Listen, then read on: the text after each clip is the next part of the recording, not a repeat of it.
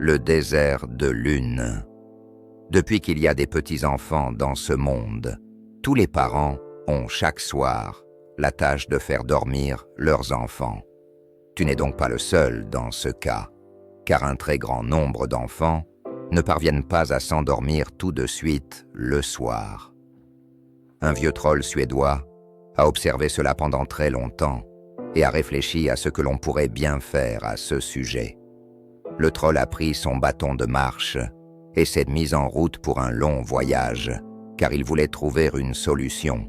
Mais pour cela, il devait marcher très loin.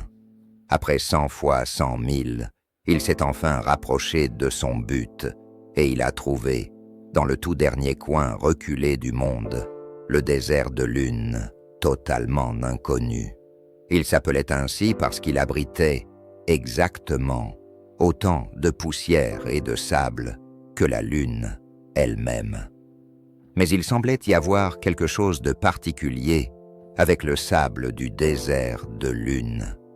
Si seulement un tout petit peu de ce sable entrait dans les yeux d'un enfant, celui-ci devenait immédiatement fatigué et s'endormait sur le champ. Le vieux troll suédois était très enthousiasmé par sa découverte du désert de Lune et du sable lunaire. Mais il avait maintenant tout de suite un autre problème. Comment allait-il bien pouvoir apporter le sable du désert de Lune jusqu'aux enfants? Il y avait beaucoup d'enfants dans le monde et il devrait traîner une énorme quantité de sable, et cela chaque soir à nouveau.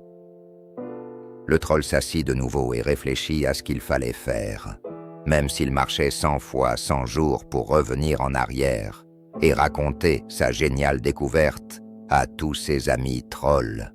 Eux tous ensemble ne seraient toujours pas assez nombreux pour transporter le sable. Que devait-il faire? Il observa le désert de Lune et regarda pendant 100 fois 100 jours comment le désert était là, comment le sable bougeait et comment il faisait très chaud pendant la journée et très froid pendant la nuit.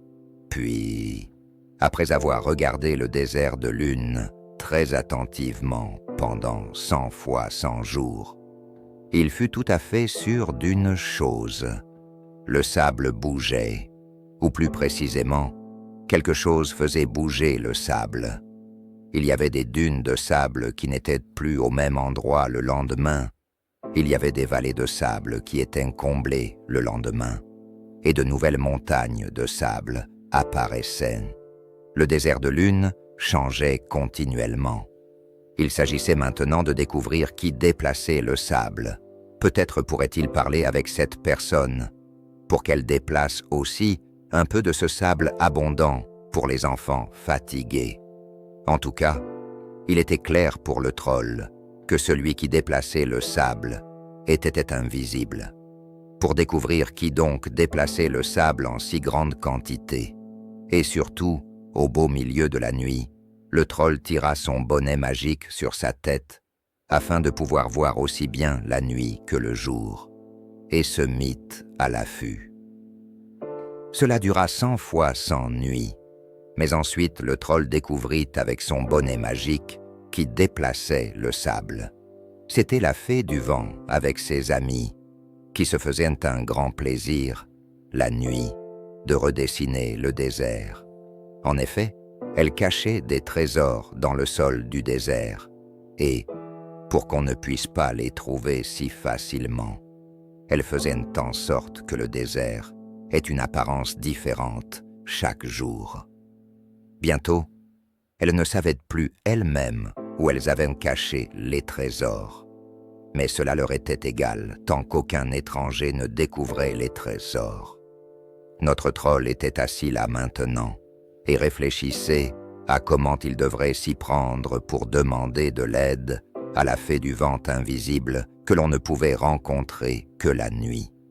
Il avait marché si longtemps pour trouver la solution pour les enfants qui ne pouvaient pas s'endormir jusqu'à ce qu'il ait trouvé le désert de Lune avec le sable du sommeil.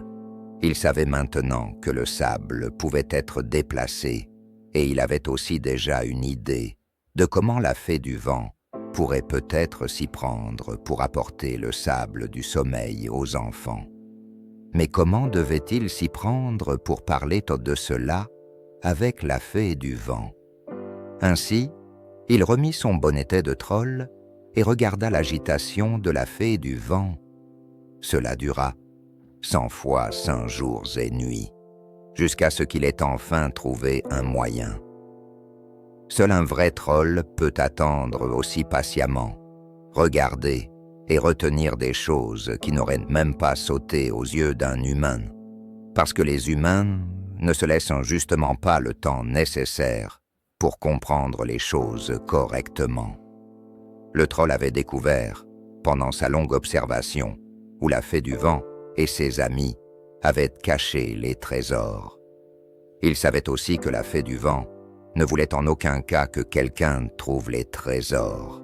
Et c'est ainsi que le troll se mit à l'œuvre, par un bel après-midi juste avant que l'obscurité ne tombe, pour déterrer les trésors qui étaient enfouis à différents endroits. Il les rassembla tous, s'assit sur l'un des coffres au trésor, et attendit qu'il fasse nuit, et que la fée du vent apparaisse.